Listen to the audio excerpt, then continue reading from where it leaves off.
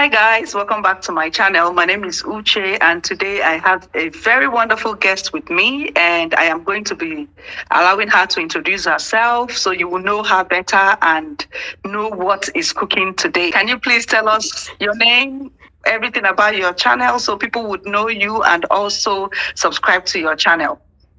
Yeah, for sure, Uche. Thank you for having me once more. I'm simply Julia Chinelo, and I am your out and about lady in New Zealand. I blog about my life here, what living, working, studying is all about. I only give you situational reports. And I am also a Nigerian trained pharmacist, and I blog a little bit about that aspect of my life, how you can be registered in Australia/New Zealand. So that's all about me. So you guys have heard about Juliet.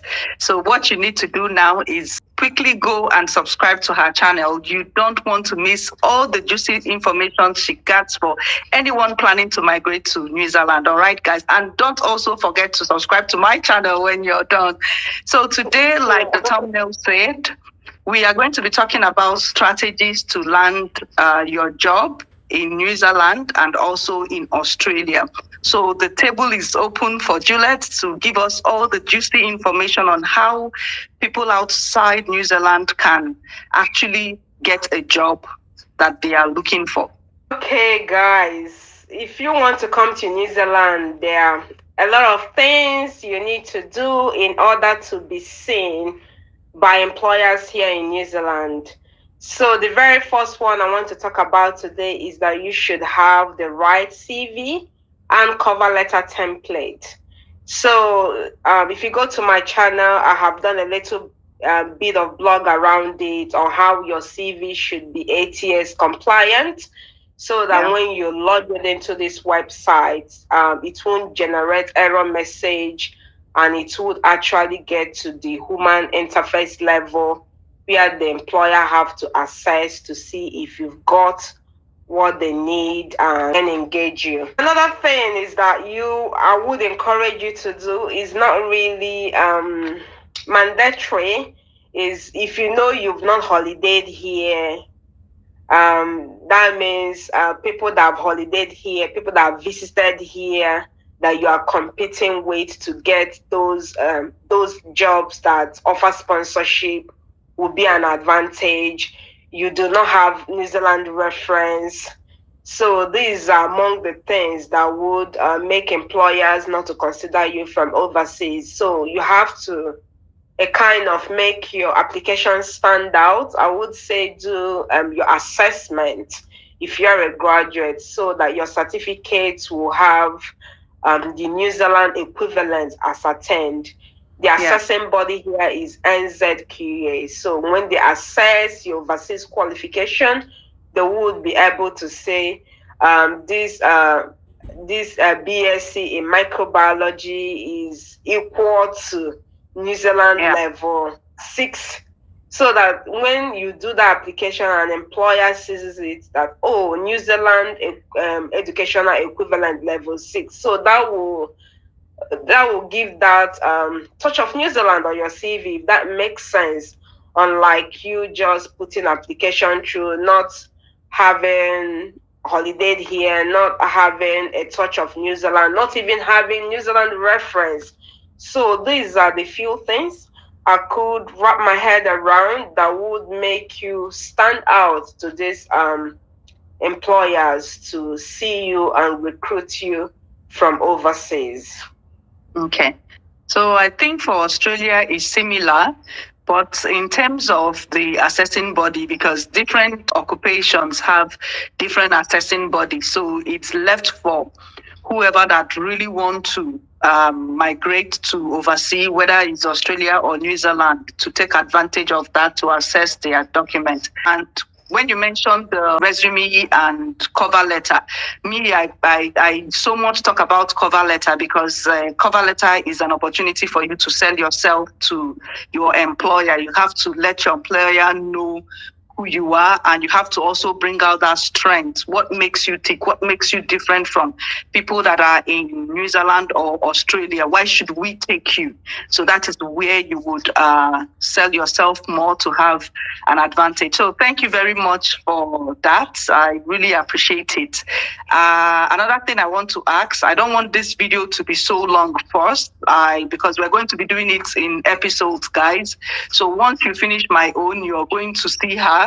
You have to go to her channel and watch another episode of another thing from us. So we'll be dishing it out one at a time, so guys would find it useful in case if you want to migrate to any other country, whether you're coming to Australia or New Zealand. Like how we always say, we are brothers and sisters. The way you see US and Canada is the same way you would see Australia and New Zealand. So yeah, we have a lot to give you guys. Next question I want to ask is, why will New Zealand employer give job seekers in New Zealand and recruit someone from Africa, and leave people from Pacific countries to recruit people from Africa? Why do you think they do that?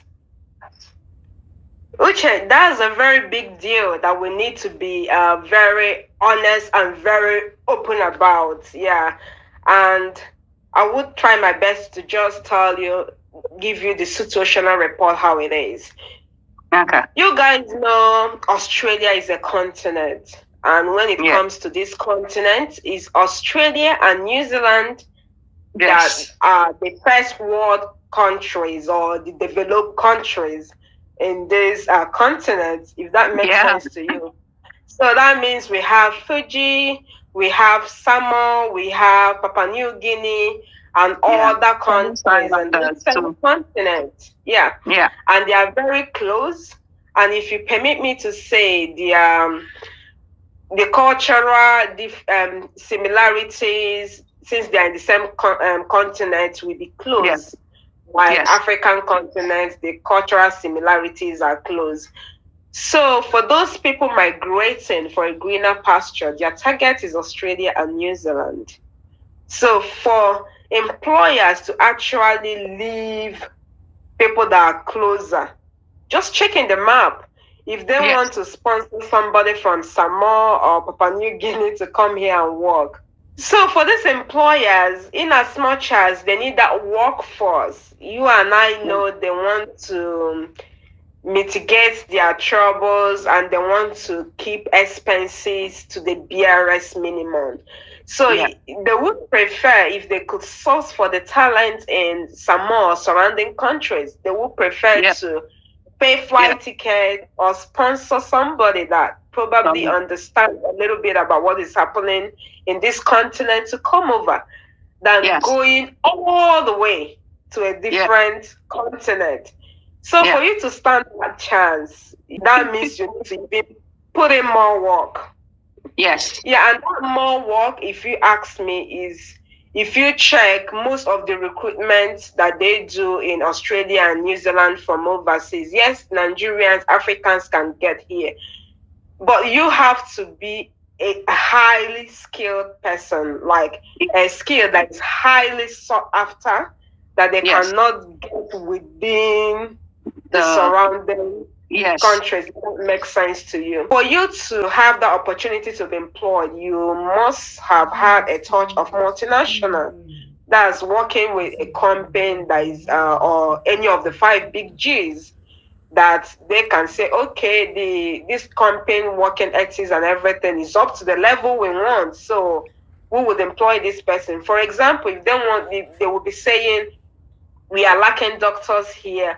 And when you look closely, you notice that what I mean is specialty doctors. That's not regular GPs. Yeah. And if they want to recruit as well, they will recruit people that have had a touch of the Western countries that they consider equivalent to their system. That means you must have worked in the UK, Ireland, Canada, Australia, US. So these are the things I really want you to work on your skills to get to that level that they want. If you are targeting highly skilled career path here.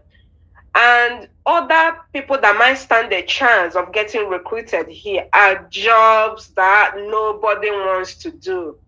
I like calling things by their names. Either you're highly skilled, that you're not getting the career field here, that's when they will look your way. Or let me not say unskilled, or you are in a trade that nobody wants to do here, or that they're finding the job turnover is just high. These jobs that people don't really want to do, that you just have to tell yourself the truth where you belong, the skill sets you have, and you target it and apply. If you start applying randomly, you might just be busy doing nothing. That's all I've got to say regarding this. What I would understand is for you, if you're outside watching us right now and you want Australia or New Zealand to notice your resume or to employ you under whether it's the employer sponsorship visa, this is the right time for you to acquire more knowledge. Those trainings would make you stand out. This is the right time for you to go back in your drawing board.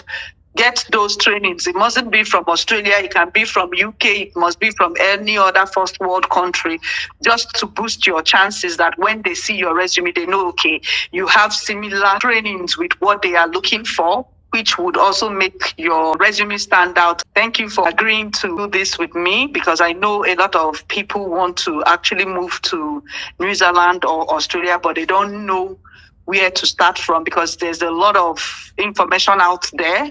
They don't know which one is which. So I appreciate you taking out time to do this. If there's anything you want to add to our audience so they would have a feel of what is coming next, you can let them know here and we'll just end it out. Okay, our beautiful audience, thank you for tuning in today. And just like Uche said earlier on, we'll tend to make this like a series. We will be giving you situational reports on our experiences in terms of job hunting, family life, and everything. We'll do in her channel, we'll do in my channel, we'll be alternating it.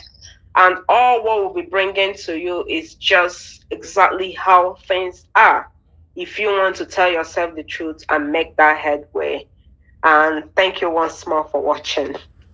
Yeah, so guys, thank you for tuning in, and I hope you guys will go ahead and subscribe to Chinelo's channel and give her a thumbs up, tell her thank you, be a member of her family, and we will see you guys in our next video. Sure. Thank you. Bye.